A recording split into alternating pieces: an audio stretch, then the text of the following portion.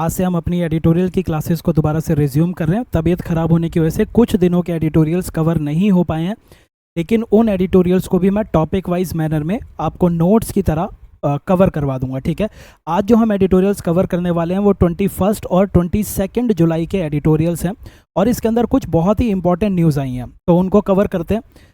ठीक है, एडिटोरियल्स को मैंने अगेन नोट वाइज फॉर्मेट में अरेंज कर दिया है, प्लस में कुछ एडिशनल इन्फॉर्मेशन भी दे दी है। पीडीएफ को आप हमारे टेलीग्राम चैनल से डाउनलोड कर सकते हैं। ठीक है, इन पीडीएफ्स को अगर आप चाहें तो सेव करके रख सकते हैं, आपको नोट्स मेकिंग में काफ़ी ज़्यादा मदद करेंगे। पहला एडिटोरियल जो हम कवर कर रहे हैं वो इंडिया और यूके के रिलेशन से जुड़ा हुआ है। देखिए, लगभग 3 सालों से इंडिया और यूके दोनों के दोनों एक फ्री ट्रेड एग्रीमेंट साइन करने के लिए नेगोशिएट कर रहे थे। बहुत टाइम से ये कोशिश चल रही थी कि इंडिया और यूके के बीच में ये एग्रीमेंट साइन हो जाए और दोनों देशों के ट्रेड रिलेशंस इंप्रूव हो जाएं। अब कैबिनेट से भी अप्रूवल मिल चुकी है इंडिया और यूके के फ्री ट्रेड एग्रीमेंट को, एंड 24 ऑफ जुलाई को आप ये मान सकते हैं कि ये एग्रीमेंट साइन हो जाएगा बिटवीन इंडिया एंड यूके। इस फ्री ट्रेड एग्रीमेंट के अगर हम कोर प्रोविजंस की बात करें, हालांकि 24 जुलाई के बाद और भी डिटेल्स आएंगी, तब हम और डिटेल में कवर कर लेंगे। फिलहाल जो इस फ्री ट्रेड एग्रीमेंट के कोर प्रोविजंस होने वाले हैं वो ये है कि इंडिया के 99% जो एक्सपोर्ट्स यूके के अंदर होते हैं उसके ऊपर से यूके अपने टैरिफ्स को अबॉलिश कर लेगा, यानी कि इंडिया के एक्सपोर्ट्स यूके के अंदर थोड़े से सस्ते हो जाएंगे, जिसकी वजह से इंडिया के सामान की डिमांड यूके के अंदर इंप्रूव हो सकती है। ये आप मान के चल सकते हैं, जिससे इंडियन मैन्युफैक्चरिंग को और इंडियन एक्सपोर्टर्स को बेनिफिट होने वाला है। ठीक है, 99% जो इंडिया के आइटम्स एक्सपोर्ट होते हैं उनके टैरिफ्स रिड्यूस हो जाएंगे। ठीक है, अगर क्वांटिटी की बात की जाए तो ये जो 99% आइटम्स होंगे इनकी 100% quantity without any tariffs UK के अंदर एक्सपोर्ट की जा सकेगी। तो हमारे की बेनिफिशरीज क्या हो जाएंगे इसके अंदर? Textile sector, leather, footwear, toys, marine products, gems and jewellery, जो कि एक बहुत ही इंपॉर्टेंट एक्सपोर्ट सेक्टर है इंडिया के लिए, engineering goods, auto parts and organic chemicals, इन सब का एक्सपोर्ट बेनिफिट करने वाला है। ठीक है, तो यूके इंडिया को ये बेनिफिट दे रहा है, बदले में इंडिया क्या करेगा? इंडिया यूके के 90% जो प्रोडक्ट्स हैं उनके लिए टैरिफ लाइंस को लिबरलाइज करेगा। ठीक है, इंडिया के केस में यूके कोई भी टैरिफ नहीं लगाएगा, इंडिया यूके के प्रोडक्ट्स के ऊपर टैरिफ लगाएगी, लेकिन कम टैरिफ लगाएगी। ठीक है, यूके से जो प्रोडक्ट्स इंडिया के अंदर आते हैं उसके ऊपर इमीडिएटली जो टैरिफ है वो 64% रिड्यूस कर दिया जाएगा। इसके साथ साथ जो लोग इंडिया के अंदर विस्की के और अल्कोहल के शौकीन हैं वो आपके यूके की प्रीमियम विस्की को अब इंडिया के अंदर थोड़े सस्ते में खरीद पाएंगे, क्योंकि जो स्कॉच विस्की है उसके ऊपर से टैरिफ को धीरे धीरे करके रिड्यूस किया जाएगा।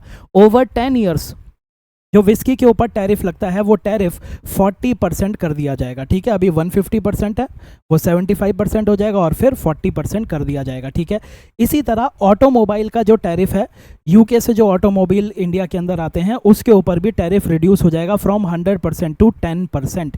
ठीक है, अब ये चीज़ आपको बहुत अच्छे से ध्यान रखनी है कि इंडिया एक डेवलपिंग कंट्री है, इसीलिए इंडिया से जो एक्सपोर्ट यूके के अंदर हो रहा है उसके ऊपर यूके कोई भी टैरिफ नहीं लगाएगा। 99% ऑफ इंडियाज एक्सपोर्ट के ऊपर कोई टैरिफ नहीं लगेगा। इंडिया ने यूके के सामान के ऊपर टैरिफ को एलिमिनेट नहीं किया है, अभी सिर्फ उसको रिड्यूस किया है। ये चीज़ आपको याद रखनी है। ठीक है, यानी कि इंडिया कुछ ना कुछ टैरिफ लगाएगा पर कम लगाएगा। ये जो फ्री ट्रेड एग्रीमेंट है इसका एक प्रोविजन सर्विस सेक्टर से भी डील करता है, जिसकी वजह से इंडिया के जो लोग कॉन्ट्रैक्ट पर यूके के अंदर जाके सर्विसेज प्रोवाइड करना चाहते हैं उनकी भी मोबिलिटी इंप्रूव हो जाएगी। तो इसके अंदर सर्विस सेक्टर में आपके आईटी, आईटीएस, एजुकेशन, फाइनेंशियल और प्रोफेशनल सर्विसेज कवर हो जाएंगी। ठीक है, तो इंडियन प्रोफेशनल्स इजीली यूके के अंदर मूव कर सकते हैं, अपनी सर्विस प्रोवाइड कर सकते हैं। एक बहुत ही इंपॉर्टेंट जो डेवलपमेंट हो रही है वो है सोशल सिक्योरिटी को लेके। देखिए, सोशल सिक्योरिटी कैसे काम करती है? मान लीजिए कोई एक इंसान है इंडिया का और वो यूके में मूव कर चुका है। ठीक है, यूके के अंदर मान लेते हैं उसको 100 रुपये की इनकम हो रही है, तो वो अपनी इनकम का कुछ हिस्सा यूके के सोशल सिक्योरिटी प्रोग्राम के अंदर डालेगा। जितना हिस्सा ये इंसान डालेगा उतना ही इसका एम्प्लॉयर जिसने इसको नौकरी दी थी वो भी यूके के सोशल सिक्योरिटी प्रोग्राम में डालेगा। अब ये जो इंसान है इसको आगे चल के कभी पेंशन की ज़रूरत पड़ती है, इसको इंश्योरेंस की ज़रूरत पड़ती है, तो उस केस में ये जो यूके का सोशल सिक्योरिटी प्रोग्राम है वो इस इंसान को सपोर्ट प्रोवाइड कर देगा। ठीक है, इस तरह के प्रोविज़न होते हैं। अभी आज की डेट में क्या होता है कि अगर कोई इंसान इंडिया से यूके में जाता है तो उसको यूके के सोशल सिक्योरिटी प्रोग्राम में भी अपना पैसा डालना पड़ता है और उसको इंडिया के सोशल सिक्योरिटी प्रोग्राम के अंदर भी पैसा डालना पड़ता है, जिसकी वजह से उसके ऊपर डुअल बर्डन आ जाता है। तो अब ये कह दिया गया है कि 3 सालों के लिए, मतलब जैसे ये एफटीए साइन हो जाता है तो 3 सालों के लिए जो इंडियंस यूके में काम कर रहे हैं उनके पास चॉइस होगी कि वो या तो यूके के सोशल सिक्योरिटी प्रोग्राम में पैसा डालें या फिर इंडिया के में डालें। जिस भी देश के सोशल सिक्योरिटी प्रोग्राम में वो पैसा डालेंगे वो देश उसको सोशल सिक्योरिटी प्रोवाइड करेगा। ठीक है, अब इस चीज़ को लेके भी एक कंट्रोवर्सी हो रही है जिसको अभी हम आगे देखते हैं। ठीक है, इसके साथ साथ टेक्नोलॉजी को लेके भी आपके फ्री ट्रेड एग्रीमेंट जो साइन होने वाला है उसके अंदर कुछ चैप्टर्स हैं जिसके अंदर डेटा किस तरह से फ्लो होगा, लोकलाइजेशन के नॉर्म्स, पब्लिक प्रोक्योरमेंट रूल्स, इन सब के ऊपर भी कोई ना कोई एग्रीमेंट हो जाएगा। ठीक है, अब एक चीज़ आपको पता होनी चाहिए, देखिए इन सब की जो डिटेल्स हैं वो डिटेल्स जब पूरी तरह से एग्रीमेंट साइन हो जाएगा तो और डिटेल्स हमारे सामने आएंगी, तब हम कवर कर लेंगे। फिलहाल के लिए हमें ये पता करना चाहिए कि जब दो देश ट्रेड को लेके आपस में नेगोशिएट कर रहे होते हैं तो वो नेगोशिएशंस किस तरह से चलती हैं। जब दो देश आपस में ट्रेड इंप्रूव करना चाहते हैं तो वो सबसे पहले प्रेफरेंशियल ट्रेड एग्रीमेंट साइन करते हैं। प्रेफरेंशियल ट्रेड एग्रीमेंट में क्या होता है, दोनों देश ये कहते हैं कि हम एक दूसरे के सेलेक्टेड आइटम्स के ऊपर, एक दूसरे के जो एक्सपोर्ट होते हैं उसके सेलेक्टेड आइटम्स के ऊपर टैरिफ्स को रिड्यूस कर देंगे। ठीक है, तो प्रेफरेंशियल ट्रेड एग्रीमेंट जो दो देश आपस में साइन करेंगे वो एक दूसरे देश के जो भी एक्सपोर्ट के आइटम्स होते हैं उन आइटम्स के ऊपर टैरिफ को रिड्यूस कर देते हैं। फ्री ट्रेड एग्रीमेंट में क्या होता है, ये प्रेफरेंशियल ट्रेड एग्रीमेंट की तरह ही है लेकिन उससे ज़्यादा बड़ा होता है। फ्री ट्रेड एग्रीमेंट के अंदर दोनों देश ये बोलते हैं कि हम ज़्यादातर मोस्ट ऑफ द प्रोडक्ट्स के ऊपर से टैरिफ को रिड्यूस कर देंगे। मोस्ट ऑफ द प्रोडक्ट्स, यहाँ पे सिर्फ कुछ ही प्रोडक्ट्स के ऊपर से टैरिफ रिड्यूस होता है, यहाँ पे ज़्यादातर प्रोडक्ट्स के ऊपर से टैरिफ रिड्यूस हो जाता है। ठीक है, फ्री ट्रेड एग्रीमेंट के बाद भी अगर इकोनॉमिक एंगेजमेंट और भी अच्छी हो रही होती है तो दो देश आपस में सेका या फिर सेपा साइन करते हैं, कॉम्प्रिहेंसिव इकोनॉमिक कोऑपरेशन एग्रीमेंट या फिर कॉम्प्रिहेंसिव इकोनॉमिक पार्टनरशिप एग्रीमेंट। ठीक है, सेका और सेपा, इसके अंदर टैरिफ रिडक्शन के साथ साथ रेगुलेटरी इश्यूज़ के ऊपर भी काम किया जाता है। एक दूसरे देश के अंदर इन्वेस्टमेंट का आना और जाना भी इजी कर दिया जाता है, सर्विसेज भी इंक्लूड कर दी जाती हैं, गवर्नमेंट प्रोक्योरमेंट भी सेका और सेपा के अंदर इजी हो जाता है, यानी कि इंडिया का सामान यूके की गवर्नमेंट खरीद पाए तो वो थोड़ा सा आसान हो जाता है। सेका और सेपा के बाद भी अगर एंगेजमेंट अच्छी करनी है तो कस्टम यूनियन बनाई जा सकती है। कस्टम यूनियन के अंदर क्या होता है, मान लीजिए ये देश हैं और ये आपस में कस्टम यूनियन बना लेते हैं। ठीक है, ये ढेर सारे देश थे, तो जब भी ये देश आपस में कस्टम यूनियन बना लेंगे तो इन सभी देशों के बीच में किसी भी तरह का टैरिफ नहीं रहेगा। ठीक है, ये देश जब दूसरे देश के अंदर सामान को एक्सपोर्ट करेंगे या दूसरे देश से सामान को इंपोर्ट करेंगे तो ये आपस में किसी भी तरह का टैरिफ नहीं लगाएंगे। प्लस ये सारे के सारा जो जिन देशों ने मिलकर कस्टम यूनियन बनाई है ये अपनी कॉमन टैरिफ पॉलिसी बनाएंगे, यानी कि इन देशों का जब किसी और देश के साथ ट्रेड होगा तो इस देश के साथ ये सारे के सारे देश जो टैरिफ लगाएंगे वो टैरिफ भी कॉमन होता है। ठीक है, यानी कि जो टैरिफ इसका होगा वही टैरिफ बाकी सबका भी हो जाएगा। तो कस्टम यूनियन के अंदर जितने भी देश शामिल होंगे वो देश बहुत ही क्लोज कॉपरेशन के अंदर आ जाते हैं। इन देशों के बीच में आपस में किसी भी तरह का टैरिफ नहीं होगा और रेस्ट ऑफ द वर्ल्ड के साथ जब ये डील करेंगे, रेस्ट ऑफ द वर्ल्ड के साथ जब ये ट्रेड करेंगे तो ये सारे के सारे देश एक जैसा ही टैरिफ बाकी सारे देशों के ऊपर लगाएंगे। कस्टम यूनियन के बाद कॉमन मार्केट बनाई जाती है। जब कोई देश दूसरे देशों के साथ मिलकर कॉमन मार्केट बनाता है तो इसका मतलब ये है कि अब उन देशों के बीच में लेबर की और कैपिटल की फ्री मूवमेंट हो जाएगी, यानी कि लोग आसानी से एक देश से दूसरे देश में जा सकते हैं। जैसे आज आप महाराष्ट्र से दिल्ली में आ रहे हैं, ऐसा इमेजिन कर लीजिए कि एक देश से दूसरे देश में जाना। ठीक है, इसके साथ साथ जो टेक्निकल स्टैंडर्ड्स होते हैं उनको भी हार्मोनाइज कर दिया जाता है ताकि ट्रेड को लेके बैरियर्स जितने हो सके उतने कम हो जाएं। कॉमन यूनियन के बाद जो हाईएस्ट फॉर्म ऑफ इंटीग्रेशन होती है उसको इकोनॉमिक यूनियन कहा जाता है। इकोनॉमिक यूनियन में जितने भी देश आपस में इकोनॉमिक यूनियन बनाते हैं ये सारे के सारे देश अपनी इकोनॉमिक पॉलिसीज़ को भी यूनिफॉर्म कर लेते हैं, इनकी इकोनॉमिक पॉलिसीज़ भी एक जैसी हो जाती है, इनकी इकॉनमी को गवर्न करने के लिए भी कॉमन इंस्टीट्यूशंस बन जाते हैं जो इन सारे देशों की इकॉनमी को गवर्न करते हैं। फिर कोई एक देश अपनी अलग से इकोनॉमिक पॉलिसी नहीं बनाएगा, इन सारे देशों की कॉमन इकोनॉमिक पॉलिसी बन जाती है, ठीक है। तो ये हाईएस्ट लेवल ऑफ इंटीग्रेशन देखने को मिलता है। अभी जो इंडिया और यूके के बीच में एग्रीमेंट साइन हो रहा है वो एक तरह का फ्री ट्रेड एग्रीमेंट है, जिसके अंदर सर्विस का एलिमेंट भी शामिल कर दिया गया है, ठीक है, जिसके अंदर आपके सोशल सिक्योरिटी की भी बात की गई है, जिसके अंदर आपके टेक्नोलॉजी और डेटा प्रिवेसी को लेके भी आपके चैप्टर्स शामिल किए गए हैं, ठीक है। अब क्योंकि इंडिया और यूके के बीच में ये एक हिस्टोरिक एग्रीमेंट हो रहा है, तो हम इंडिया और यूके के रिलेशंस को भी चेक कर लेते हैं। ये जो मैं आपको नोट्स प्रोवाइड कर रहा हूँ ये 21 और 22 दोनों ही दिन इंडिया यूके रिलेशंस के ऊपर एडिटोरियल्स आए थे, उन्हीं से पॉइंट लेके मैंने कॉमन यहाँ पे आपको ये प्रोवाइड कर दिया है, ठीक है। इंडिया यूके के रिलेशंस की अगर हम बात करें तो इंडिया 1990s के अंदर अपनी इकॉनमी को लिबरलाइज कर देती है और सबको ये लगता है कि इंडिया और यूके के बीच में रिलेशंस इंप्रूव हो जाएंगे, थोड़े से इंप्रूव भी होते हैं।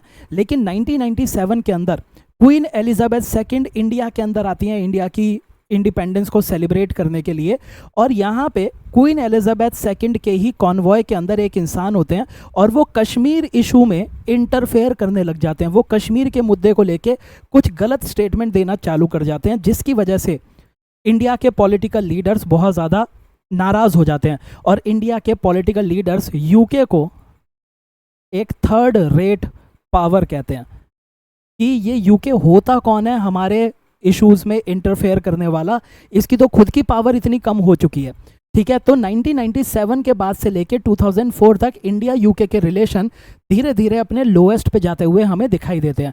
फिर 2004 से लेके 2021 तक ये जो टाइम पीरियड है, इस टाइम पीरियड में दोबारा से रिवाइवल होती है इंडिया यूके के रिलेशन की।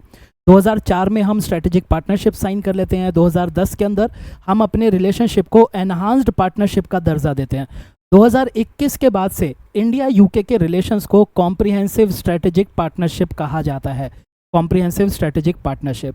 तो अगर कभी भी आपको मेंस का आंसर लिखना हो और यूके के रिलेशन की बात करें तो आप ये टर्म ज़रूर मेंशन करेंगे कि इंडिया यूके के जो रिलेशंस हैं वो कॉम्प्रिहेंसिव स्ट्रेटेजिक पार्टनरशिप के रिलेशंस हैं। यूके ने इंडिया के साथ अपने रिलेशन का एक रोड मैप भी रिलीज़ किया था, रोड मैप फॉर 2030। इस रोड मैप के अंदर यूके ने ये कहा था कि हम इंडिया के साथ कोऑपरेट करेंगे इन terms of trade, defence, climate, mobility and counter terrorism. अगर आप ध्यान से देखें तो आज की डेट में हर एक पूरी दुनिया में जितने भी देश हैं सबके सामने यही जो मैटर्स हैं ये सबसे ज़्यादा इंपॉर्टेंट है। तो इन सब के ऊपर कोऑपरेशन इंक्रीज करने के लिए ये रोड मैप यूके ने रिलीज़ किया था। इसके साथ साथ 2023 के अंदर यूके और इंडिया का 2+2 डायलॉग भी स्टार्ट हो चुका है। 2+2 डायलॉग के अंदर इंडिया से 2 मंत्री यूके के 2 मंत्रियों के साथ मीट करते हैं। तो इंडिया के एक्सटर्नल अफेयर्स मिनिस्टर प्लस में डिफेंस मिनिस्टर यूके के एक्सटर्नल अफेयर्स मिनिस्टर और डिफेंस मिनिस्टर के साथ मीटिंग करते हैं, ठीक है। 2024 के बाद 2024 में हमने टेक्नोलॉजी सिक्योरिटी इनिशिएटिव भी स्टार्ट किया यूके के साथ, और डिफेंस के ऊपर भी इंडिया और यूके एक दूसरे के साथ अब कोऑपरेट करता हुआ दिखाई दे रहा है। और एक डिफेंस इंडस्ट्रियल रोड मैप जो कि एक जॉइंट वेंचर है जिसमें हम डिफेंस टेक्नोलॉजी को लेके नए नए इनोवेशंस और मैन्युफैक्चरिंग को प्रमोट कर रहे हैं, ये भी रिलीज हो चुका है, ठीक है। तो आपको मोटा मोटा क्या याद रखना है, आपको मोटा मोटा याद रखना है revival of India UK relations after 2004 and currently India UK have comprehensive strategic partnership. हमारा जो रिलेशनशिप है वो कॉम्प्रिहेंसिव स्ट्रेटेजिक पार्टनरशिप का है। इसके साथ साथ इंडिया और यूके 2+2 डायलॉग भी करता है। इंडिया और यूके के बीच में टेक्नोलॉजी सिक्योरिटी इनिशिएटिव साइन हो चुका है and defence industrial road map भी साइन हो चुका है। ये मोटी मोटी चीज़ें आपको इसके अंदर याद रखनी है। और फ्री ट्रेड एग्रीमेंट भी अब आप ये मान के चलिए कि साइन हो ही चुका है। अब इंडिया और यूके के रिलेशन में कुछ चैलेंजेस हैं, वो चैलेंजेस आपको पता होने चाहिए।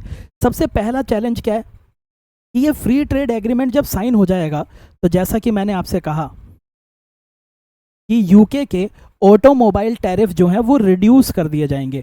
तो यूके से जो ऑटोमोबाइल इंडिया के अंदर आ रहे हैं उसके ऊपर अब इंडिया कम टैक्स लगाएगी, जिसकी वजह से यूके के ऑटोमोबाइल जो हैं वो थोड़े से इंडिया में सस्ते हो जाएंगे। तो जब यूके का ऑटोमोबाइल इंडिया के अंदर सस्ता हो जाएगा तो यूके के ऑटोमोबाइल की डिमांड इंक्रीज हो जाएगी। ये जो चीज़ है ये इंडिया के मैन्युफैक्चरिंग को स्पेशली ऑटोमोबाइल मैन्युफैक्चरिंग को हर्ट कर सकती है। ठीक है ना, तो ये एक बहुत बड़ा रोड ब्लॉक है जिसकी वजह से गवर्नमेंट को जो इंडिया की मैन्युफैक्चरिंग लॉबी है उसको भी पैसिफाई करने की ज़रूरत है।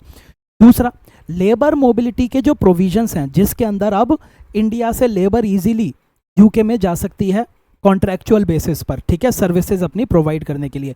इसको लेके यूके के अंदर बहुत ज़्यादा पॉलिटिक्स हो रही है। यूके की जो अपोजिशन पार्टीज़ हैं वो गवर्नमेंट को क्रिटिसाइज़ कर रही हैं कि अब इंडिया से ज़्यादा लोग यूके के अंदर आएंगे और यूके की जो नौकरियां हैं वो भी अब यूके से छीन जाएंगी। ठीक है, तो ये एक बैकलैश देखने को मिल रहा है। सोशल सिक्योरिटी की जो 3 साल की एग्जेम्पशन दी गई है ये टेम्पररी है और इंडिया चाहती है कि ये टेम्पररी नहीं होना चाहिए और इसको लेके भी ढेर सारी अभी ऑब्स्टेकल्स हमें देखने को मिल रहे हैं। ठीक है, इसके साथ साथ इंडिया यूके के रिलेशन में आज की डेट में जो सबसे बड़ा चैलेंज है, देखो एक ज़माना हुआ करता था जब ब्रिटिश रूल के टाइम पर इंडिया की जो पॉलिटिक्स थी वो अनस्टेबल कहलाई जाती थी, लेकिन आज का ज़माना ऐसा हो चुका है कि यूके की जो पॉलिटिक्स है वो अनस्टेबल हो चुकी है। 2016 से लेकर 2025 तक 9 साल हुए हैं। इन 9 सालों के अंदर यूके के 6 प्राइम मिनिस्टर चेंज हो चुके हैं। इतनी जल्दी जल्दी प्राइम मिनिस्टर का चेंज होना वहाँ पे पॉलिटिकल इंस्टेबिलिटी को दिखाता है। ठीक है, इसके साथ साथ यूके के अंदर रेडिकल सिख ग्रुप्स बहुत ज़्यादा देखने को मिल रहे हैं और एंटी इंडिया लॉबी भी यूके के अंदर बहुत ज़्यादा देखने को मिल रही है। ठीक है, जिसकी वजह से पब्लिक सेंटिमेंट टुवर्ड्स इंडिया खराब होता जा रहा है।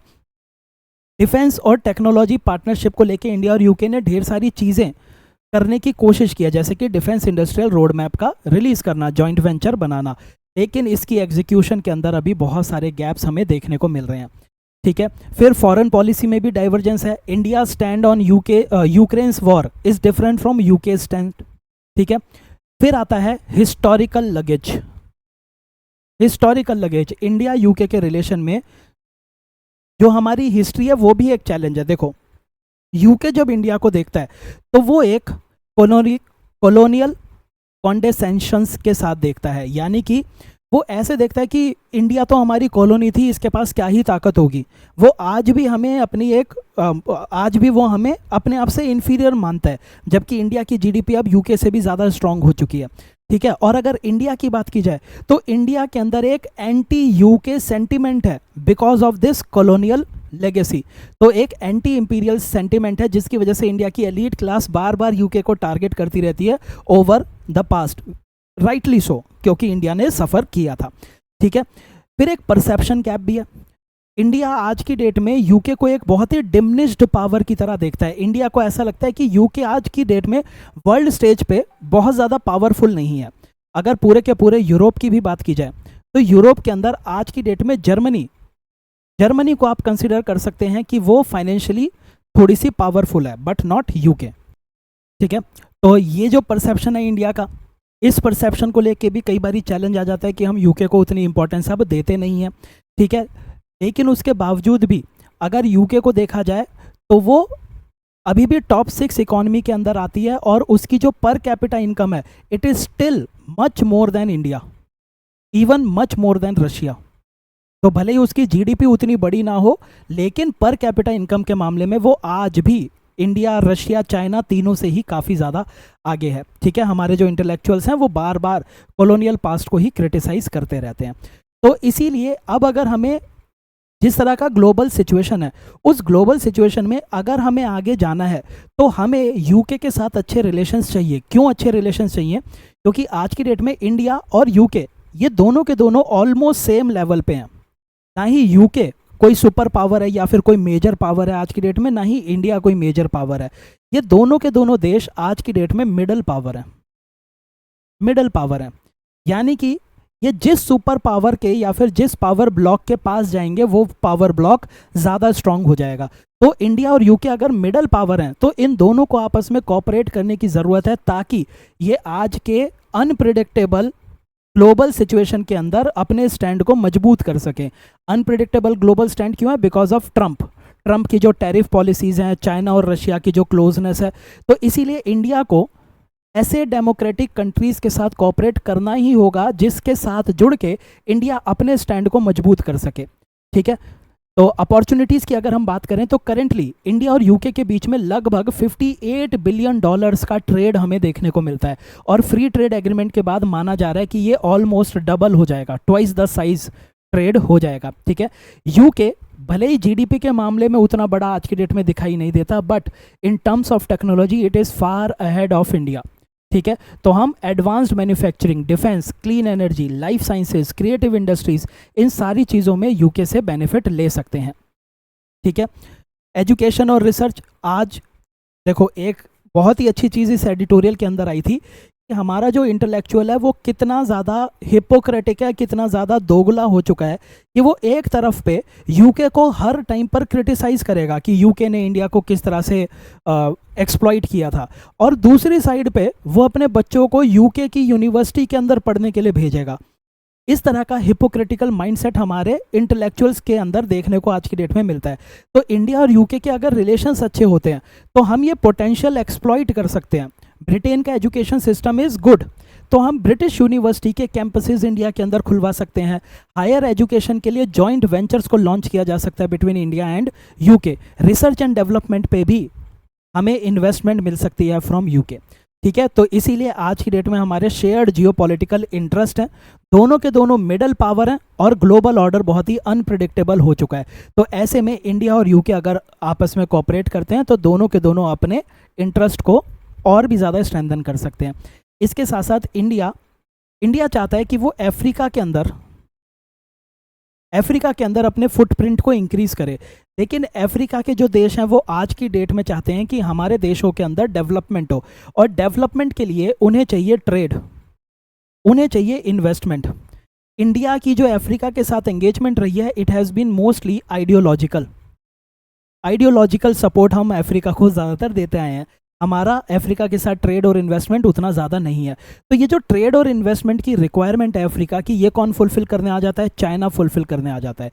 तो अगर इंडिया को अफ्रीका के अंदर, इंडो पैसिफिक रीजन के अंदर अपने फुटप्रिंट को और स्ट्रॉन्ग करना है तो वो यूके के साथ पार्टनरशिप कर सकता है, और ये दो देश मिलके अफ्रीका के अंदर अपने प्रोजेक्ट स्टार्ट कर सकते हैं। तो ये ट्रायंगुलर कोऑपरेशन हमें देखने को मिल सकता है अफ्रीका और इंडो पैसिफिक के अंदर, और चाइना को काउंटर बैलेंस करने के लिए भी एक बहुत ही अच्छी अपॉर्चुनिटी हमारे सामने है। ठीक है, देखो अगर इंडिया यूके रिलेशन की बात आ जाए तो ये अपॉर्चुनिटीज़ वाला सेक्शन आपको अच्छे से याद रखना है कि इसके अंदर क्या क्या चीज़ें हैं। ये चैलेंजेस वाला सेक्शन आपको याद रखना है। बाकी इंट्रोडक्शन जब आप लिखेंगे इंडिया यूके रिलेशन का, तो इंट्रोडक्शन के अंदर आपका ये वाला पोर्शन आ जाएगा। ठीक है, जब फ्री ट्रेड एग्रीमेंट आ जाएगा तो फ्री ट्रेड एग्रीमेंट के प्रोविजंस भी आप याद करेंगे, क्योंकि वहाँ से आपके प्रीलिम्स के क्वेश्चन आ सकते हैं, और फ्री ट्रेड एग्रीमेंट से बेस्ड आपका कोई मेंस का भी क्वेश्चन आ पाएगा। तो एक बहुत ही इंपॉर्टेंट न्यूज़ है, दोनों दिन आई थी, दोनों एडिटोरियल्स को मैंने इस तरह से कंपाइल करके यहाँ पे कवर करवाया है। ठीक है, अब हम आते हैं जापान की न्यूज़ के ऊपर। जापान के ऊपर जो एडिटोरियल आया था ये बहुत ही मैं कहूँगा कि इतना ज़्यादा रेलेवेंट एडिटोरियल नहीं था। ठीक है, क्योंकि वो जापान के इंटरनल पॉलिटिक्स के ऊपर एडिटोरियल था। लेकिन जब आप फॉरेन रिलेशंस पढ़ते हैं तो आपको ये पता होना चाहिए कि हमारी दुनिया में जितने भी मेजर कंट्रीज़ हैं उन मेजर कंट्रीज़ के अंदर किस तरह की पॉलिटिकल सिचुएशन चल रही है, किस तरह की इकोनॉमिक कंडीशन चल रही है, और किस तरह का उनका इंटरनेशनल क्लाउट है। तो मैंने एडिटोरियल को यहाँ पे कंसाइज कर दिया है। उसके बाद मैंने सिर्फ जापान की जो प्रेजेंट सिचुएशन है उसके बारे में फोकस किया है। ठीक है, तो आप भी जो मेजरली याद करेंगे वो इसके आगे की ही चीज़ों को याद रखेंगे। ठीक है, देखो हो क्या रहा है, जापान के अंदर जो रूलिंग कोalition है उसने अपनी मेजॉरिटी खो दिया, जिसके बाद जो जापान के करंट पीएम है शिगेरू इशिबा वो प्रेशर में आ चुके हैं। लोग कह रहे हैं कि अब आपके पास मेजॉरिटी नहीं है तो फिर आप रिज़ाइन कर दो। ठीक है, तो ये उनकी अपनी इंटरनल पॉलिटिक्स चल रही है। दूसरी चीज़ क्या चल रही है, जापान के अंदर एक पार्टी है जिस पार्टी का नाम है सेंसीतो पार्टी। ये जो सेंसीतो पार्टी है ये एक तरह से राइट विंग पार्टी है। राइट विंग पार्टी हमेशा इमिग्रेशन के अगेंस्ट होगी, वो नहीं चाहेंगे कि बाहर से लोग यहाँ पे इनके देश के अंदर आएँ। यहाँ पे राइट विंग पार्टी जो होती हैं वो अपने देश के प्रति बहुत ज़्यादा नेशनलिस्ट होती हैं। तो ये सेंसीतो पार्टी की जो स्ट्रेंथ है वो इंक्रीज़ होती जा रही है, और यही सेम सिनेरियो हमें यूरोप के अंदर देखने को मिला था। यूरोप के अंदर, ठीक है, सिंस 2000 यू कैन से 2014, ठीक है। 2014 ऑनवर्ड्स यूरोप के अंदर भी ज़्यादातर देशों के अंदर राइट विंग पार्टीज स्ट्रांग होती जा रही थी। इनफैक्ट कुछ कुछ देशों के अंदर तो नियो नाजी पार्टीज भी स्ट्रांग होती जा रही थी। अब वही सेम चीज़ हमें जापान के अंदर भी देखने को मिल रही है। जापान की अगर हम इकॉनमी उसकी सोसाइटी की बात करें तो जापान की सोसाइटी एक एजिंग सोसाइटी है, जहाँ पे बहुत ज़्यादा एल्डरली पॉपुलेशन है, लोगों की एज बहुत ज़्यादा हो चुकी है, जिसकी वजह से वो डेवलपिंग कंट्री से केयर गिवर्स को नौकरी प्रोवाइड करते हैं। ठीक है। और इसके साथ साथ वर्क फोर्स के लिए भी they have to rely on other countries, बाहर के देशों के लोग जापान में जाते हैं और वहाँ पे नौकरियाँ करते हैं। अब ये जो सेंसीतो पार्टी मतलब स्ट्रांग होती जा रही है, इसकी वजह से माइग्रेशन के खिलाफ एक नेगेटिव सेंटिमेंट जापान में बनता जा रहा है। तो आगे चल के आप देखेंगे कि जापान के अंदर भी माइग्रेशन होना थोड़ा सा डिफ़िकल्ट हो जाएगा। वहाँ पे भी माइग्रेशन को लेके जीनोफोबिया टाइप की चीज़ें आपको देखने को मिलेंगी। ठीक है। अब जापान के अगर इकोनॉमिक स्टेटस की बात करें तो जापान में एक तरफ तो ट्रंप जापान के ऊपर टैरिफ इंक्रीज करता जा रहा है, जिसकी वजह से जापान के ऊपर टैरिफ्स इंक्रीज हो रहे हैं, जिसकी वजह से जापान के ऊपर इकॉनमी को ज़्यादा कॉन्फिडेंस नहीं रहा। जापानीज़ येन की वैल्यू कम होती जा रही है। जापानीज़ बॉन्ड भी सही से परफॉर्म नहीं कर पा रहे हैं। ठीक है। तो एक तरफ तो ये ट्रंप के टैरिफ हैं, दूसरी तरफ क्या है, जापान के अंदर ये जो पॉलिटिकल इंस्टेबिलिटी आप देख रहे हैं, जिसके अंदर प्रेजेंट कोलिशन अपनी मेजॉरिटी खो चुकी है। तो इस पॉलिटिकल इंस्टेबिलिटी की वजह से भी ये जो इकोनॉमिक फैक्टर्स हैं, ये इकोनॉमिक फैक्टर्स और भी डिक्लाइन की तरफ आ रहे हैं। एक और चीज़ जापान के अंदर हो रही है, रीसेंट टाइम्स के अंदर Japan has started investing more on military के ऊपर जापान ने अपना खर्चा इंक्रीज कर दिया है और अपनी जीडीपी का 2% वो मिलिट्री के ऊपर खर्च कर देता है। ठीक है। इसके साथ साथ जापान में हाई इन्फ्लेशन देखने को मिल रही है। पब्लिक डेट उनकी जीडीपी का 260% हो चुका है। समझ रहे हैं आप, 260%, 4 गुना से भी ज़्यादा वो उधार लेके चल रहे हैं। ग्लोबली सबसे ज़्यादा हाईएस्ट जो देश हैं जिनके पास पब्लिक डेट है, उसमें जापान भी आता है। वेजेस की अगर बात करें तो वेजेस काफ़ी समय से स्टैग्नेंट है, लोगों की सैलरी नहीं बढ़ रही, लेकिन इन्फ्लेशन बढ़ती जा रही है। कंज्यूमर कॉन्फिडेंस कम हो चुका है, मिडिल क्लास स्पेंडिंग भी कम हो चुकी है, येन बहुत ज़्यादा वीक हो चुका है, बॉन्ड यील्ड्स भी सही से परफॉर्म नहीं कर रहे। बॉन्ड यील्ड्स इतने इंक्रीज हो चुके हैं कि इसकी वजह से गवर्नमेंट के ऊपर बहुत ज़्यादा बर्डन पड़ गया है। ठीक है। ठीक। इन्वेस्टर कॉन्फिडेंस भी काफ़ी ज़्यादा कम है। ये मैं आपको ऑलरेडी बता चुका हूँ कि यूएस के साथ उसकी ट्रेड नेगोशिएशन चल रही हैं। अब अगर मिलिट्री की बात की जाए तो जापान ग्रेजुअली अपनी मिलिट्री को स्ट्रॉन्ग करने के लिए डिफेंस के ऊपर स्पेंडिंग को इंक्रीज कर चुका है। ठीक है। डिफेंस के मामले में जापान यूएस के साथ एक अलायंस बना के, अलायंस नहीं कहना चाहिए, इनफॉर्मल ग्रुपिंग कहना चाहिए। जापान और यूएस एक इनफॉर्मल ग्रुपिंग में है जिसका नाम है क्वाड, और ये जो इनफॉर्मल ग्रुपिंग है ये इंडो पैसिफिक रीजन के अंदर रूल बेस्ड ऑर्डर मेंटेन करने की कोशिश कर रही है। इसके साथ साथ जापान के नॉर्थ कोरिया के साथ और चाइना के साथ टेंशन राइज होता हुआ हमें दिखाई दे रहा है। इंटरनेशनल लेवल पे देखा जाए, देखो जापान की अगर हम बात करें तो पॉलिटिकली डिक्लाइन की तरफ है, इकॉनमी की बात करें इकॉनमी भी डिक्लाइन की तरफ है, राइट विंग नेशनलिज्म इंक्रीज होता हुआ हमें दिखाई दे रहा है। लेकिन उसके बावजूद भी जापान आज भी एक बहुत ही प्रोमिनेंट कंट्री है, क्योंकि उसके इंटरनेशनल इन्फ्लुएंस बहुत ही ज़्यादा स्ट्रॉन्ग है। ठीक है। जापान की अगर हम बात करें तो वो G7 का मेंबर है, G20 का मेंबर है, क्वाड का मेंबर है, आसियान प्लस फोरम्स का भी मेंबर है। तो इतनी सारी मल्टीलेटरल फोरम्स के अंदर जापान की वॉइस सुनी जाती है। ठीक है। जापान एनवायरनमेंट के अंदर भी क्लाइमेट फाइनेंसिंग को प्रमोट कर रहा है। ठीक है। डेमोक्रेटिक नॉर्म्स को फॉलो करता है जापान। इसके साथ साथ कोविड के बाद एक चीज़ जो पूरी दुनिया को समझ में आ चुकी थी वो ये थी कि हमें सप्लाई चेन रेजिलियंस बनाने की ज़रूरत है। जब तक दुनिया के अंदर सप्लाई चेन रेजिलियंस नहीं होगी तब तक देशों को चाइना के ऊपर डिपेंडेंट होना पड़ेगा फॉर रॉ मटेरियल, और चाइना जब चाहे तब उन रॉ मटेरियल की सप्लाई को रोक देगा और देशों की पूरी इकॉनमी ठप पड़ जाएगी। तो Japan actively friend shoring policies को फॉलो कर रहा है। फ्रेंड शोरिंग का मतलब होता है कि सप्लाई चेन के लिए दोस्तियां करना, सिंपल भाषा में अपने ट्रस्टेड पार्टनर्स के साथ एग्रीमेंट साइन कर रहे हैं ताकि सप्लाई रॉ मटेरियल उन्हें चाइना के अलावा दूसरे देशों से भी मिलता जाए। अगर इंडिया की बात करें तो जापान का इंडिया के नेबर के अंदर इन्फ्लुएंस बहुत ज़्यादा है, जैसे कि इंडो पैसिफिक रीजन में थ्रू क्वाड जापान की विजिबिलिटी हमें देखने को मिलती है। आसियान आसियान प्लस फोरम्स के अंदर जापान पार्टिसिपेट करता है, ठीक है। वियतनाम, इंडोनेशिया, इस तरह के जो देश हैं वहाँ पे भी ये मेजर इन्वेस्टमेंट कर रहा है। तो वियतनाम, इंडोनेशिया के अंदर भी जापान का इन्फ्लुएंस काफ़ी ज़्यादा है। अगर मैं डायरेक्टली इंडिया की बात करूँ तो इंडिया के नॉर्थ ईस्ट में, इंडिया ज़्यादा देशों को नॉर्थ ईस्टर्न स्टेट्स के अंदर इंडल्ज नहीं करने देता है, लेकिन जापान एक ऐसी कंट्री है जो इंडिया के नॉर्थ ईस्ट के अंदर भी इन्वेस्टमेंट कर रही है, ठीक है। इसके साथ साथ जापान की सॉफ्ट पावर बहुत ज़्यादा है। एक तो Japan is a victim of nuclear weapons, है ना। फिर उसके बाद से जापान ने न्यूक्लियर वेपन्स के अगेंस्ट बहुत ही स्ट्रॉन्ग स्टैंस मेंटेन करके रखा था।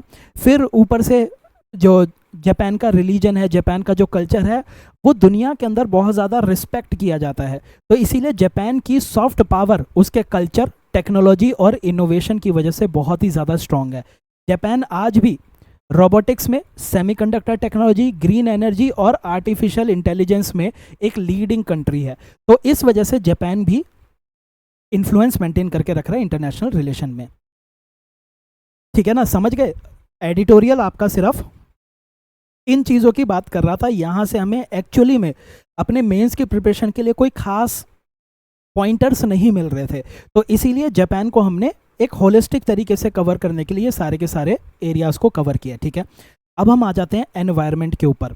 एक बहुत ही इंपॉर्टेंट न्यूज़ आई है। देखिए, जो थर्मल पावर प्लांट्स होते हैं, थर्मल पावर प्लांट्स में से जो आपकी थर्मल पावर प्लांट में आपकी कोल को बर्न किया जाता है, इलेक्ट्रिसिटी प्रोड्यूस की जाती है, और कोल बर्न होने के बाद जो गैसेस बाहर निकलती हैं, जो एमिशन होता है, उसको फ्लू गैस कहा जाता है।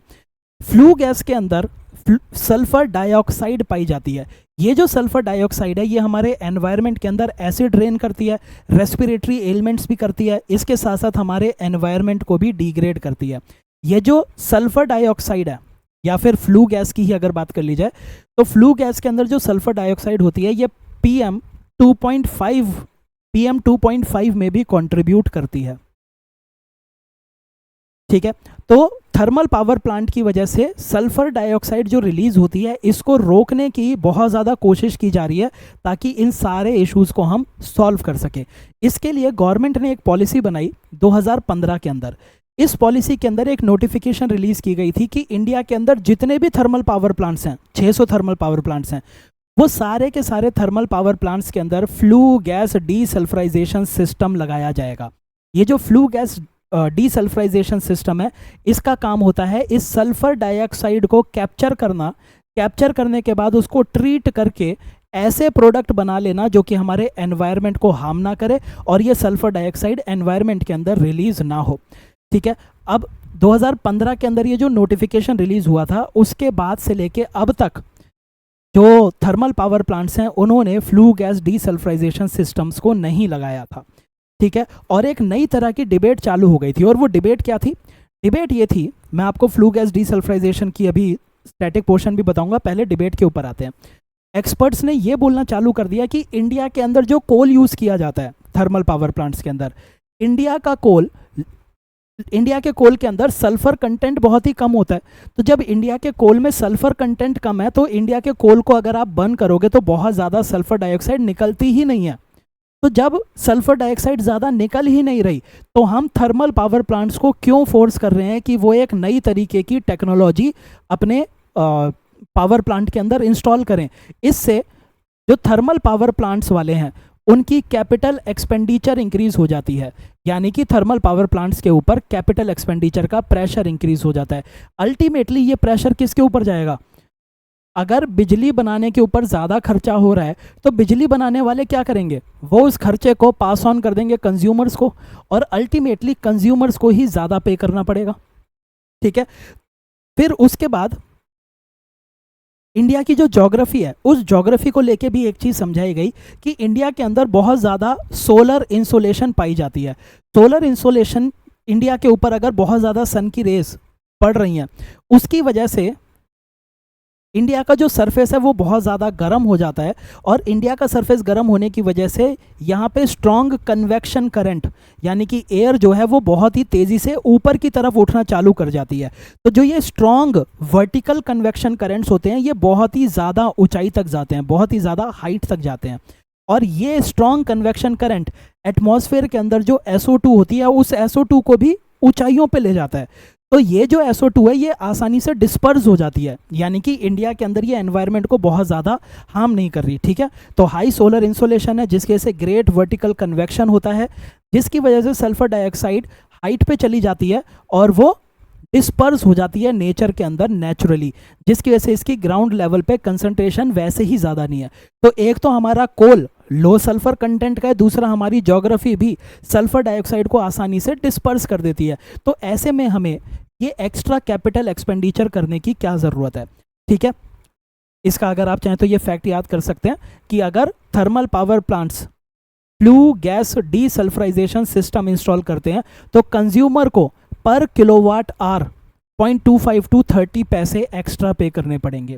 ठीक है, तो इसके बाद मिनिस्ट्री ऑफ पावर ने IIT दिल्ली को भी बोला कि आप स्टडी करो कि इंडिया के अंदर SO2 एमिशन कितना होता है और हमें क्या स्टेप्स लेने की ज़रूरत है। उसके बाद नीति आयोग ने भी नीरी के द्वारा एक डिटेल स्टडी करवाई गई, और नीरी ने भी अपनी स्टडी में यही पाया कि इंडिया के एटमॉस्फेयर के अंदर जो सल्फर डाइऑक्साइड की कंसंट्रेशन है वो जो नॉर्म बना हुआ है उस नॉर्म से भी कम है। 80 माइक्रोग्राम पर मीटर क्यूब से भी कम सल्फर डाइऑक्साइड इंडिया के एनवायरनमेंट में पाया जाता है। तो इस केस के अंदर फ्लू गैस डीसल्फराइजेशन सिस्टम की बहुत ज़्यादा रिक्वायरमेंट नहीं है। एक और चीज़ लोगों ने बोली कि जो फ्लू गैस डीसल्फराइजेशन सिस्टम्स होते हैं इन सिस्टम के अंदर हमें लाइमस्टोन की ज़रूरत पड़ती है, लाइमस्टोन की ज़रूरत पड़ती है। ठीक है, इंडिया के अंदर जो फ्लू गैस डीसल्फराइजेशन का सिस्टम है वो वेट FGD है, वेट FGD। इस वेट FGD के अंदर हम लाइमस्टोन को पानी में मिक्स करके यूज़ करते हैं सल्फर डाइऑक्साइड को कैप्चर और ट्रीट करने के लिए। ठीक है, अब ये जो लाइमस्टोन यूज़ होता है इस लाइमस्टोन की माइनिंग के अंदर बहुत ज़्यादा कार्बन डाइऑक्साइड रिलीज हो जाती है। तो इन्होंने ये बोलना चालू किया कि अगर 600 के 600 थर्मल पावर प्लांट्स के अंदर फ्लू गैस डीसल्फराइजेशन सिस्टम लगाएंगे तो उसके लिए हमें ढेर सारा लाइमस्टोन माइन करना पड़ेगा, और उसकी माइनिंग में हमारे एनवायरनमेंट में CO2 लेवल बहुत इंक्रीज हो जाएगा। अब ये जो थर्मल पावर प्लांट है इनसे इतनी SO2 नहीं निकल रही जितना हम CO2 रिलीज कर देंगे, और CO2 हमारे एटमॉस्फेयर के अंदर ग्लोबल वार्मिंग कर सकता है। ठीक है, तो उन्होंने ये भी रीज़न यहाँ पे देने चालू कर दिए। तो इन सारे रीजंस की वजह से अभी गवर्नमेंट ने रिसेंटली अपनी 2015 की जो नोटिफिकेशन थी, 2015 की नोटिफिकेशन याद है कि 600 के 600 thermal power plants flue gas desulphurisation system install करेंगे, ये 2015 की नोटिफिकेशन थी। अब इसके अंदर चेंज कर दिया गया। अब इसके अंदर क्या बोला गया है कि इंडिया में जितने भी थर्मल पावर प्लांट्स हैं उनको 3 कैटेगरी के अंदर रखा जाएगा। जो कैटेगरी C में थर्मल पावर प्लांट्स आएंगे वो पूरी तरह से एग्जेम्प्टेड हैं, उन्हें किसी भी तरह का फ्लू गैस डीसल्फराइजेशन सिस्टम लगाने की ज़रूरत नहीं है, उन्हें किसी भी तरह का फ्लू गैस डीसल्फराइजेशन सिस्टम लगाने की ज़रूरत नहीं है, बशर्ते उन्होंने अपनी चिमनी ऊंची बना रखी हो। ठीक है, फिर उसके बाद जो बाकी थर्मल पावर प्लांट बचे उसमें से 11% thermal power plant category A में डाले गए और 11% thermal power plant category B में डाले गए। 78% आपके कैटेगरी C के अंदर है। जो कैटेगरी A के अंदर थर्मल पावर प्लांट हैं ये वो पावर प्लांट हैं जो कि NCR रीजन के 10 किलोमीटर के रेडियस में आते हैं या फिर उन शहरों में है जिसकी पॉपुलेशन 10 लाख से ज़्यादा है। ठीक है, तो जितने भी कैटेगरी A के अंदर पावर प्लांट होंगे उन्हें दिसंबर 2027 तक flue gas desulphurisation system install करना पड़ेगा। ठीक है, इनके लिए 2027 की डेडलाइन फिक्स है। जो कैटेगरी B के अंदर आएंगे ये वो पावर प्लांट हैं जो कि क्रिटिकली पॉल्यूटेड एरियाज या फिर नॉन अटेनमेंट सिटीज़ के 10 किलोमीटर के रेडियस में आते हैं। इनको केस बाय केस बेसिस पर असेस किया जाएगा और असेसमेंट के बाद डिसाइड किया जाएगा कि कौन FGD सिस्टम लगवाएगा और किसको लगाने की ज़रूरत नहीं है। ठीक है, तो कैटेगरी A वालों को तो लगाना ही पड़ेगा। कैटेगरी B में केस बाय केस सिस्टम पे असेस करके देखेंगे। Category C are exempted. ठीक है, तो लगभग 78% थर्मल पावर प्लांट्स को एग्जेम्प्ट कर दिया गया है। ये आपकी पूरी की पूरी न्यूज़ थी। इसके अंदर आपके प्रीलिम्स के पॉइंट ऑफ व्यू से देखा जाए तो आपको फ्लू गैस डीसल्फ्राइजेशन पता होनी चाहिए। देखो, जो आपके फॉसिल फ्यूल के पावर प्लांट्स होते हैं उसकी जो एग्जॉस्ट गैस होती है उसी को फ्लू गैस कहा जाता है। इस फ्लू गैस के अंदर सल्फर डाइऑक्साइड होता है जिसको रिमूव करना ज़रूरी होता है, वरना सल्फर डाइऑक्साइड की वजह से acid rain, respiratory element, environmental degradation, PM 2.5 की कंसंट्रेशन में इंक्रीज, ये सारी की सारी चीज़ें हो सकती हैं। तो फ्लू गैस डीसल्फ्राइजेशन सिस्टम 3 तरीके के होते हैं आपके, wet, dry and semi dry. India के अंदर ज़्यादातर आपका wet flue gas desulphurization system use होता है। इसके अंदर एक स्क्रबिंग लिक्विड को यूज़ किया जाता है जिसमें लाइमस्टोन को पानी के साथ मिक्स करके एक स्लरी बनाई जाती है और ये स्लरी आपके चिमनी में लगा दी जाती है। तो जब उस चिमनी से फ्लू गैस निकल रही होती है तो ये स्लरी SO2 को एब्जॉर्ब करता रहता है। ठीक है, इसको सबसे इफेक्टिव तरीका माना जाता है SO2 को एब्जॉर्ब करने का। ठीक है, तो जब ये वेट लाइमस्टोन SO2 के साथ मिलता है तो उससे हमें जिप्सम मिल जाता है और इस जिप्सम को हम सीमेंट के अंदर यूज़ कर सकते हैं। अगर आप चाहें तो इस रिएक्शन को याद कर सकते हैं, अदरवाइज नॉट वेरी इंपॉर्टेंट, बस प्रोडक्ट याद रखना कि ये जो वेट FGD है, वेट फ्लू गैस डीसल्फ्राइजेशन से हमें क्या मिल रहा है। ठीक है, देखो SO2 रिएक्ट करता है लाइमस्टोन के साथ CaCO3 के साथ और वो बना लेता है कैल्शियम सल्फाइड CaSO3। ये जो CaSO3 है इसकी फर्दर ऑक्सीडेशन होती है जिससे हमें मिलता है CaSO4.2HO, ये होता 2H2O, ये होता है कैल्शियम सल्फेट जिसको जिप्सम कहा जाता है। ठीक है, जिसको जिप्सम कहा जाता है और ये सीमेंट इंडस्ट्री में यूज़ होता है। ड्राई फ्लू गैस डीसल्फ्राइजेशन के अंदर एक ड्राई सॉर्बेंट को यूज़ किया जाता है जैसे कि लाइम। ठीक है, तो जो आपकी फ्लू गैस आ रही होती है उस फ्लू गैस के अंदर ये ड्राई सॉर्बेंट जो है इसको रिलीज कर दिया जाता है, इंजेक्ट कर दिया जाता है और ये SO2 को एब्जॉर्ब कर लेता है। इसकी एफिशिएंसी कम होती है। फिर होता है आपका सेमी ड्राई। सेमी ड्राई के अंदर क्या करते हैं, ये जो आपका सॉर्बेंट सिस्टम है इसको पानी में मिक्स करके एटमाइज किया जाता है, मतलब ऐसे छोटी छोटी ड्रॉपलेट की फॉर्म में इसको छोड़ा जाता है। ठीक है, ये एक कॉस्ट इफेक्टिव तरीका है। सबसे ज़्यादा एफिशिएंट वेट है, फिर सेमी ड्राई है और फिर आपका ड्राई सिस्टम होता है। ठीक है, फ्लू गैस डीसल्फ्राइजेशन के ऊपर क्वेश्चन आएगा और इससे क्या प्रोडक्ट बनता है इसके ऊपर भी आपको प्रीलिम्स में क्वेश्चन देखने को मिल सकता है, तो इसको आप अच्छे से याद रख लेंगे। जो रिवाइज्ड नोटिफिकेशन है वहाँ से भी आपको क्वेश्चन देखने को मिल सकता है। ठीक है, अब हम आते हैं अगले एडिटोरियल के ऊपर जो कल का एडिटोरियल है। देखो 2006 के अंदर मुंबई के ट्रेन के अंदर ब्लास्ट हुए थे और उस ब्लास्ट के बाद 12 लोगों को अरेस्ट किया गया था। अब ये जो ब्लास्ट हुआ था इसकी आपको पूरी की पूरी इन्फॉर्मेशन जानने की कोई ज़रूरत नहीं है, यूपीएससी कभी भी वो नहीं पूछने वाला। ठीक है, यूपीएससी पूछने वाला है इससे जुड़े हुए जो इश्यूज़ हैं वो। ठीक है, तो क्या हुआ था, जैसे ही ये ट्रेन ब्लास्ट हुए वैसे ही महाराष्ट्र की एंटी टेररिज्म स्क्वाड जो कि उस टाइम पर बहुत ही नई बनाई गई थी, ये एंटी टेररिज्म स्क्वाड इन्वेस्टिगेशन करने के लिए मतलब इसने इन्वेस्टिगेशन करना चालू कर दिया। इसकी इन्वेस्टिगेशन के बाद ATS ने 13 लोगों को अरेस्ट किया। 13 लोगों को अरेस्ट किया और उनके ऊपर UAPA unlawful activities prevention act and Maharashtra control of organised crime act, ठीक है, एक बार इसकी फुल फॉर्म देख लीजिएगा, मकोका, ये 2 एक्ट इनके ऊपर लगाए गए और इस एक्ट के अंदर इनको अरेस्ट किया गया। UAPA एंड मकोका ये ऐसे एक्स्ट्रा ऑर्डिनरी एक्ट हैं जिसके अंदर पुलिस को ये पावर होती है कि अगर पुलिस के सामने जो भी क्रिमिनल है वो अगर कन्फेशन देगा तो उस कन्फेशन को कोर्ट के अंदर एडमिसिबल कराया जा सकता है। अगर नॉर्मल लॉ के अंदर किसी इंसान को अरेस्ट करते हैं तो पुलिस के सामने दी गई कन्फेशन को कोर्ट के अंदर आप पेश नहीं कर सकते, कोर्ट उसके बेसिस पर आपको पनिश नहीं कर सकता। लेकिन UAPA और मकोका में अगर अरेस्ट किया हुआ है तो ये कन्फेशन एडमिसिबल होती है कोर्ट के अंदर। तो इन्हीं दोनों एक्ट के बेसिस पर ये जो 13 लोग अरेस्ट किए गए थे, 13 में से 12 लोगों की कन्फेशन को कोर्ट के अंदर पेश किया गया और कोर्ट ने इनको सज़ा सुना दी और 19 साल से ये जेल के अंदर थे। ठीक है, 13 में से 12 लोगों को सज़ा मिली। इसके साथ साथ कुछ लोग एब्सकॉन्डिंग भी थे जो आज तक पकड़े नहीं गए, एब्सकॉन्डिंग थे। ठीक है, अब लेटेस्ट डेवलपमेंट क्या हुई है, लेटेस्ट डेवलपमेंट ये है कि जो ये 12 लोग थे ये 19 साल से जेल में थे और अभी बॉम्बे हाई कोर्ट ने 2025 के अंदर इन 12 के 12 कन्विक्ट्स को रिहा कर दिया है, पूरी तरह से एक्विट कर दिया है। बॉम्बे हाई कोर्ट ने ये कहा कि जो कन्फेशनल स्टेटमेंट हमारे सामने जमा कराई गई थी उसको प्रॉपरली ऑब्टेन नहीं किया गया था। मेडिकल रिपोर्ट के अंदर ये पाया गया है कि इन लोगों को टॉर्चर किया गया था जब वो कस्टडी के अंदर थे, तो टॉर्चर करके चांसेस हैं कि उनसे ज़बरदस्ती गुनाह कबूल करा लिया हो, मार पीट के, उन्हें डरा धमका के। ठीक है, फिर उसके बाद जो इन्वेस्टिगेशन हुई थी उस इन्वेस्टिगेशन में किसी भी तरह का कंक्लूसिव एविडेंस नहीं दिया गया कि किस तरह का बॉम्ब यूज़ किया गया था। इसके साथ साथ लोगों को अरेस्ट करने, एविडेंस के कलेक्शन और विटनेस को कोर्ट में पेश करने के तरीके में बहुत ज़्यादा लैप्सेस पाए कोर्ट ने।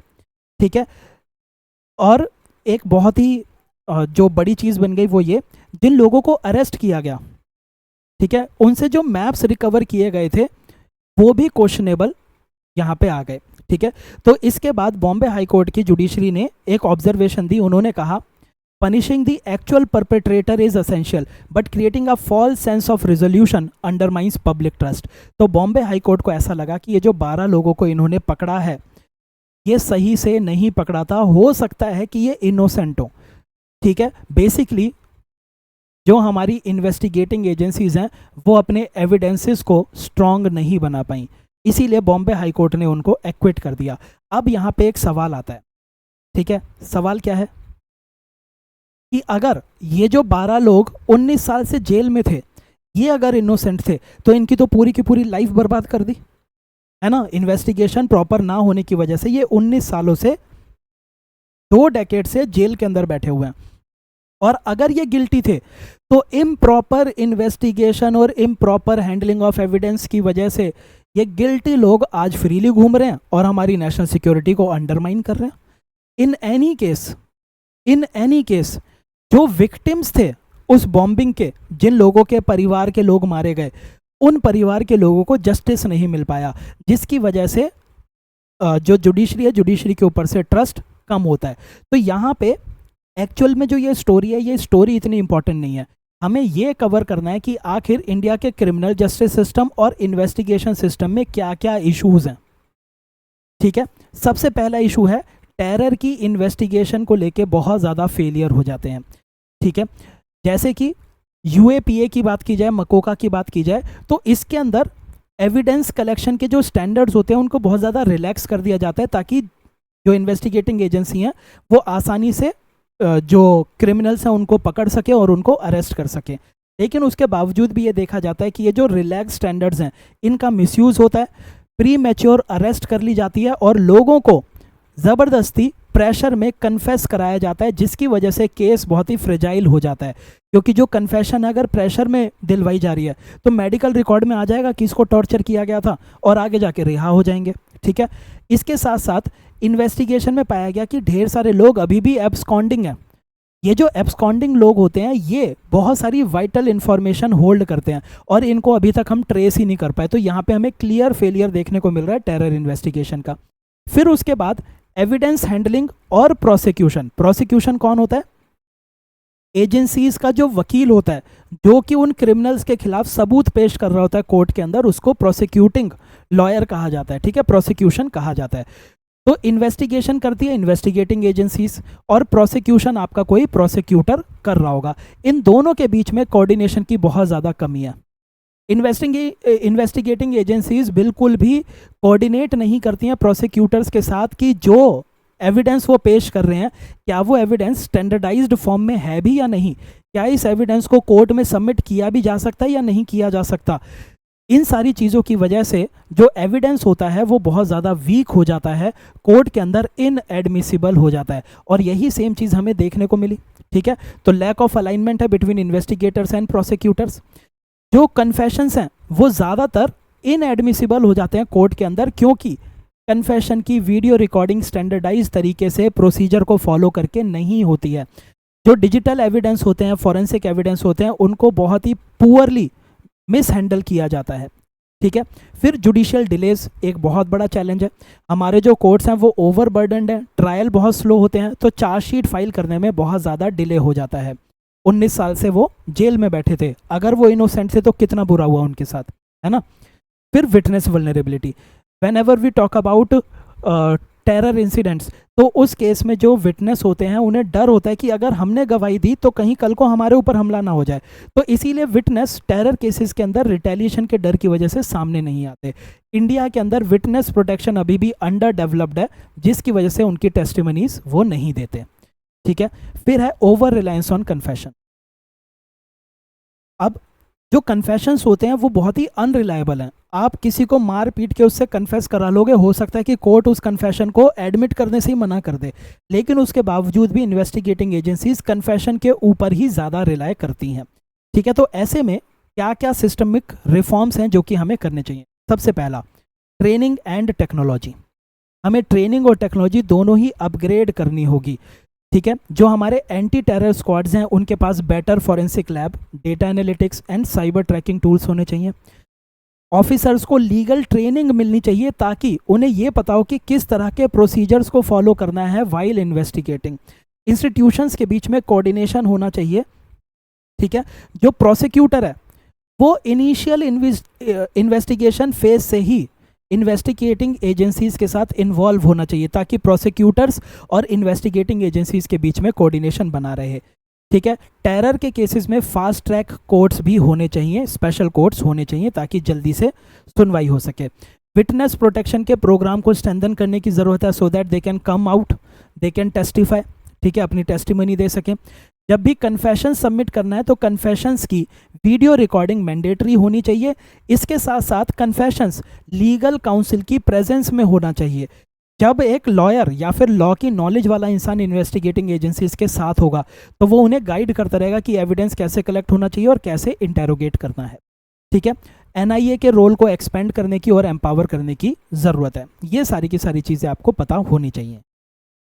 अब हम लास्ट की 2 एडिटोरियल्स को कवर करेंगे। एक एडिटोरियल है हमारे वाइस प्रेसिडेंट धनखड़ जी ने जो अभी रेजिग्नेशन दिया है। अब इस एडिटोरियल में धनखड़ जी ने जो अपने पॉलिटिकल करियर में काम किए थे उनके बारे में पूरा का पूरा बताया हुआ है कि कैसे गवर्नर थे तो उन्होंने अपनी पावर को बहुत ही ज़्यादा मिसयूज़ किया, अपने कॉन्स्टिट्यूशनल पोजीशंस को कैसे मिसयूज़ किया। हम उन सब में नहीं जाएंगे। यूपीएससी आपसे ये नहीं पूछेगी कि धनखड़ जी ने क्या किया। यूपीएससी आपसे ये पूछेगी कि इंडियन पॉलिटिक्स के अंदर कौन कौन से मलाइस हैं, कौन कौन से इश्यूज हैं जो कि इंडियन पॉलिटिक्स को वीकन करने के काम करते हैं। ठीक है, तो मैं यहाँ पे आपको सिर्फ वो इश्यूज बता रहा हूँ। जब भी आप पॉलिटी पढ़ें तो इन इश्यूज को आप ध्यान में रखेंगे। ठीक है, देखो जो मतलब जो एडिटोरियल था वो एडिटोरियल ने ये कहा कि धनखड़ जी ने बहुत ही पार्टीजन तरीके से अपना पॉलिटिकल करियर में अपना कंडक्ट किया उन्होंने। ठीक है, जब वो वाइस प्रेसिडेंट थे तो उनसे ये उम्मीद की जा रही थी कि वो एक पॉलिटिकल इंसान की तरह काम करेंगे, लेकिन उसके बावजूद उनकी जो स्टेटमेंट्स होती थी बहुत ही ज़्यादा पॉलिटिकली चार्ज होती थी, specially during state elections.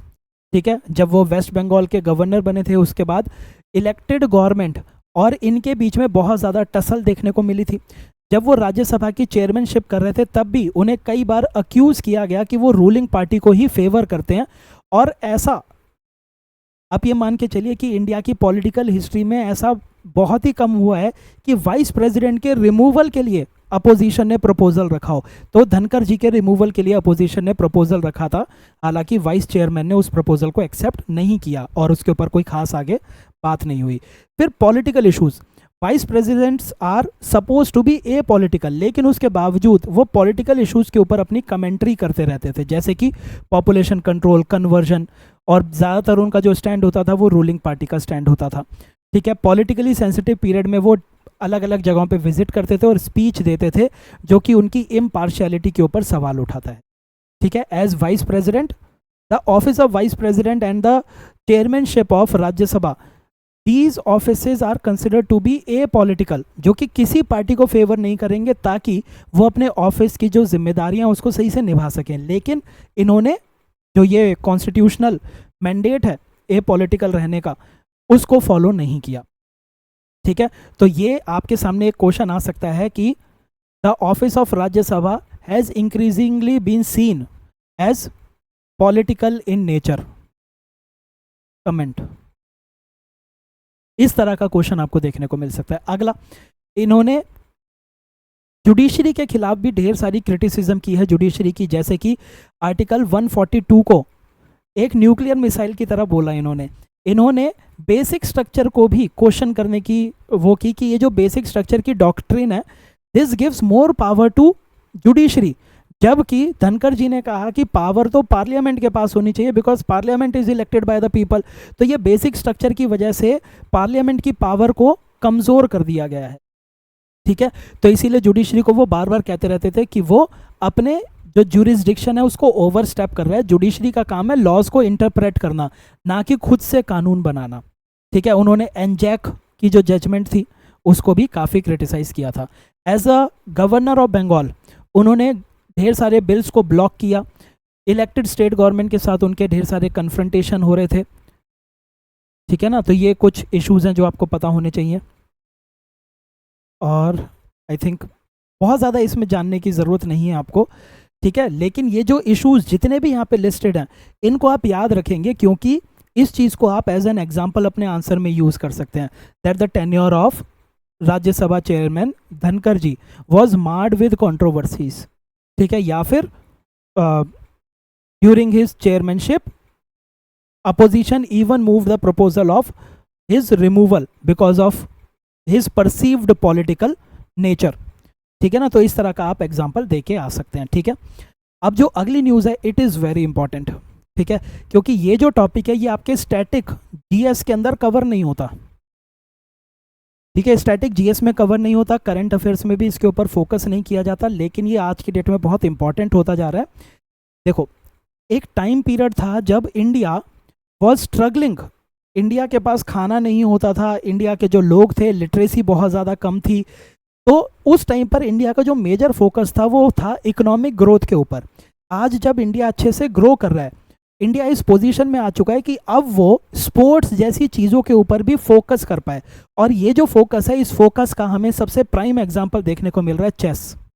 Chess के अंदर इंडिया, अगर इंटरनेशनल अफेयर्स की भाषा में बोला जाए तो इंडिया चेस की दुनिया का एक सुपर पावर बन चुका है, ठीक है। बहुत सारे ग्रैंड मास्टर इंडिया से निकल के आ रहे हैं। वर्ल्ड चैंपियन जो है वो गुकेश वर्ल्ड चैंपियन है, ठीक है ना। तो इस तरह से चेस के अंदर इंडिया बहुत तेज़ी से काम कर रहा है।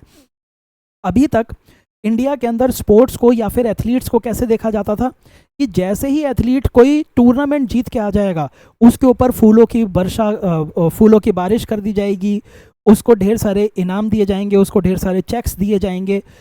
लेकिन जब एक एथलीट प्रिपरेशन कर रहा होता है, प्रिपरेशन के टाइम पर उसको कोई भी सपोर्ट नहीं मिलता, जिसकी वजह से इंडिया के जो एथलीट्स हैं उनको सारा का सारा काम खुद से ही करना पड़ता है, सब कुछ उन्हें खुद से ही करना पड़ता है। एथलीट्स को फोकस और पैसा मिलता है ओनली आफ्टर विनिंग, यानी कि हम सिर्फ जो आउटकम है, हम सिर्फ आउटकम को रिवॉर्ड दे रहे हैं, लेकिन जो पूरा का पूरा प्रोसेस है उस पूरे के पूरे प्रोसेस को निगलेक्ट कर रहे हैं, जिसका जो हमें वो देखने को मिलता है रिजल्ट।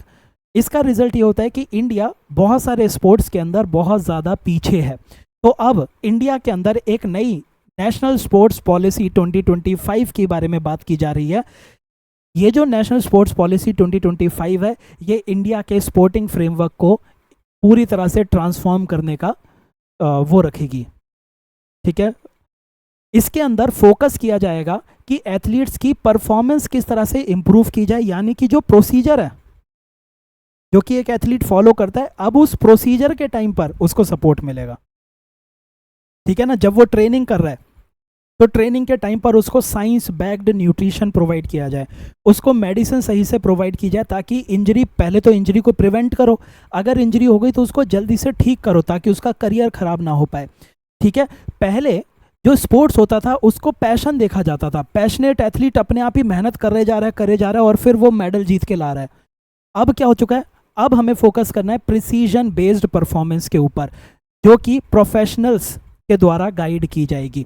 तो जो ये पॉलिसी आने वाली है, इस पॉलिसी का कोर फोकस कहाँ पे होगा? सबसे पहला फोकस होगा स्पोर्ट्स साइंस और मेडिसिन के ऊपर, जिसमें इंजरी को कैसे सर्वेलेंस किया जाए, कैसे इंजरी प्रिवेंट की जाए और अर्ली इंटरवेंशन से इंजरी को बड़ा ना होने दिया जाए।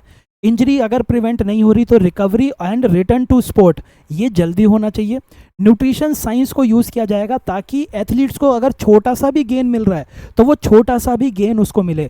एथलीट्स जो हैं वो इतने ज़्यादा कॉम्पिटिटिव एनवायरनमेंट में काम करते हैं कि एक हल्का सा गेन भी gold medal and no medal, इन दोनों के बीच में आ सकता है। ठीक है, तो छोटे से छोटा गेन भी उन्हें दिलाने के लिए न्यूट्रिशन साइंस का यूज़ किया जाएगा। बायोमैकेनिक्स एंड परफॉर्मेंस एनालिटिक्स का भी यूज़ किया जाएगा। ठीक है, स्पोर्ट्स सिर्फ एक फिजिकल स्पोर्ट नहीं है, mental health and cognitive training के ऊपर भी फोकस होगा, ताकि वो हाई प्रेशर कंपटीशन को बियर कर सके, साइकोलॉजिकल स्ट्रेंथ डेवलप कर सके। टेक्नोलॉजी की इंटीग्रेशन होगी, रियल टाइम डैशबोर्ड बनेंगे उनकी ट्रेनिंग को, फटीग को और रिस्क को ट्रैक करने के लिए।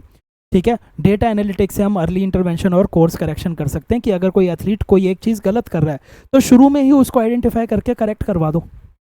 ठीक है, इनोवेशन एंड रिसर्च की बात की जाए तो स्पोर्ट्स इनोवेशन टास्क फोर्स को क्रिएट किया जाएगा।